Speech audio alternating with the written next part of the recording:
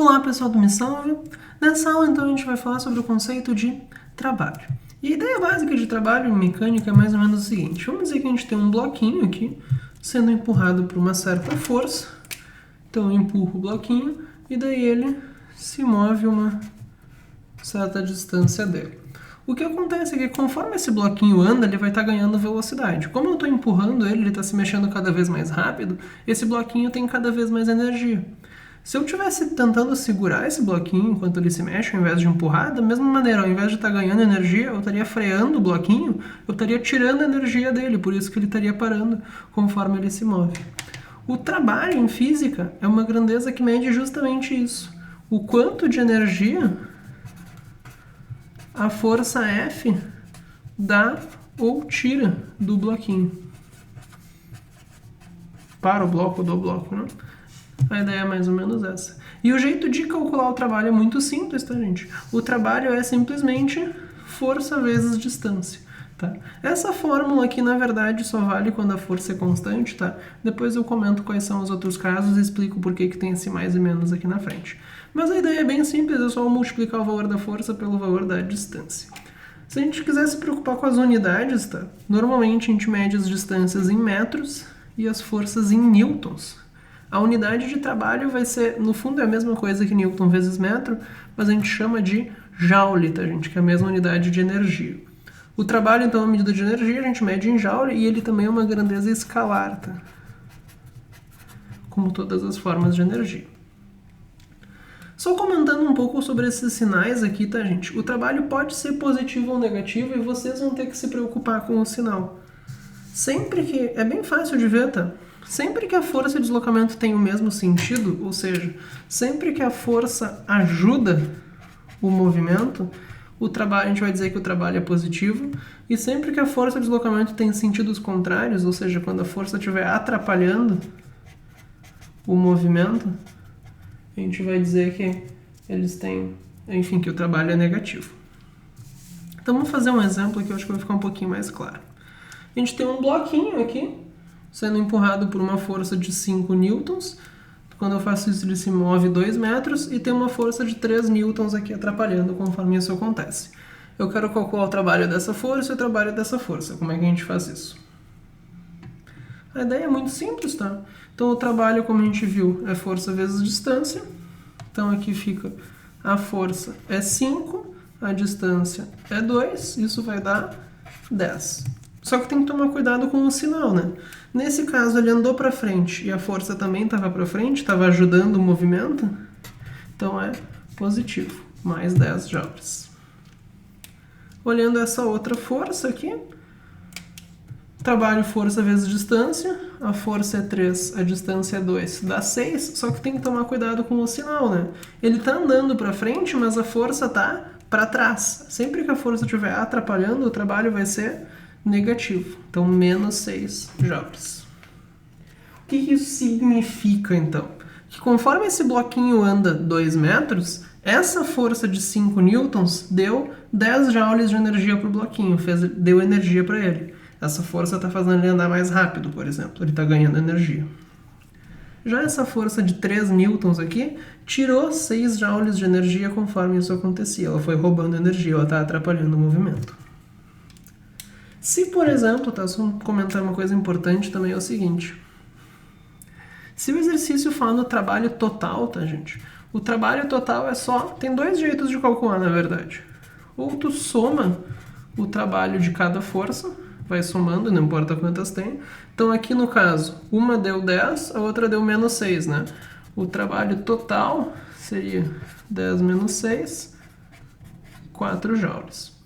Outro jeito de calcular o trabalho total é, em vez de calcular o trabalho de cada força e somar, primeiro soma as forças e depois calcula o trabalho da resposta. É usar a força resultante para fazer a conta.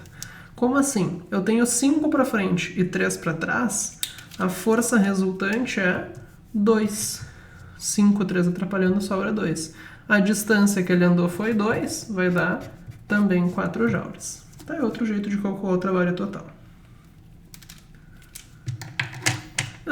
Então, só relembrando o teu trabalho, força vezes distância, cuidar o sinal, positivo quando a força ajuda, negativo quando a força atrapalha.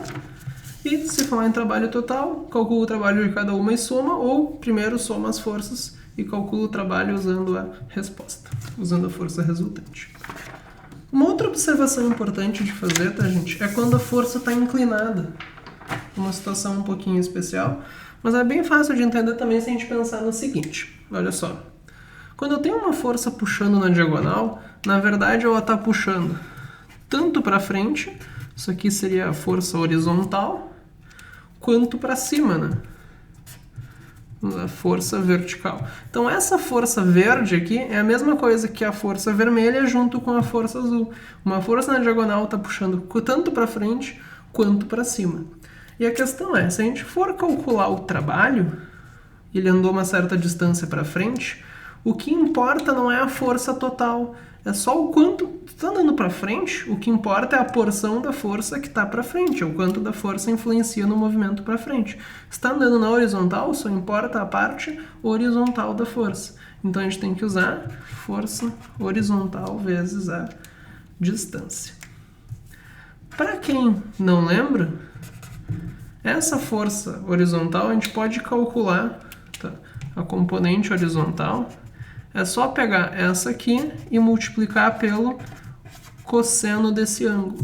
Então a formulinha completa ficaria a força vezes o deslocamento vezes o cosseno do ângulo. Daí é essa força aqui mesmo que está ali. Até pôr em verde para deixar mais claro. Então a formulinha completa fica assim. Mas na verdade o que tu está fazendo quando tu está usando essa fórmula é cuidando que tu está pegando só a porção da força que está realmente influenciando no deslocamento. É interessante notar, gente, que se tu usa essa fórmula aqui, tu não precisa colocar o sinal. O cosseno vai te dizer o sinal, tá? Então não precisa colocar sinal. O sinal vai aparecer sozinho, o cosseno vai te dizer o sinal. E um caso muito interessante disso aqui é tu reparar no seguinte, vamos dizer que eu tenho um bloquinho aqui andando para frente e daí eu faço uma força na vertical, formando aqui 90 graus. Então tá andando para frente, eu faço uma força para cima. O que vai acontecer? Olha só, essa força aqui não tem uma força. Essa força, só o que importa, a de cima, só o que importava era a porção dela na horizontal, se tu vai andar na horizontal. Essa força não tem uma posição na horizontal. Então não tem nada dela que importa, o trabalho dela vai ser zero. Se tu olhar pela fórmula, o ângulo aqui é 90. O cosseno de 90 graus é zero. Então quando tu for calcular força vezes deslocamento vezes o cosseno de 90, por causa disso aqui vai dar zero, como a gente tinha comentado. Ou seja, sempre que a gente tem uma força formando 90 graus com o deslocamento, está andando num sentido e a força está em outro, o trabalho é zero. Tá? Isso aqui é muito importante. E por último, só comentando rapidinho, se aparecer por algum motivo um gráfico de força por deslocamento, seja lá como for esse gráfico, tá, gente? A área desse gráfico, quando eu digo área, é a área entre a linha e o eixo, tá? Essa área aqui. A área, tá, é o trabalho dessa força. Trabalho da força F. Se a força for constante, pode usar a formulinha, né? Agora, se tu tem uma força variável, o único jeito que sobra para calcular o trabalho é esse aqui, calculando pela área, o exercício vai ter que te dar o gráfico, então. Tá, então por essa aula é isso, espero que vejam a aula de exemplo, que fique mais claro, qualquer coisa, e até a próxima.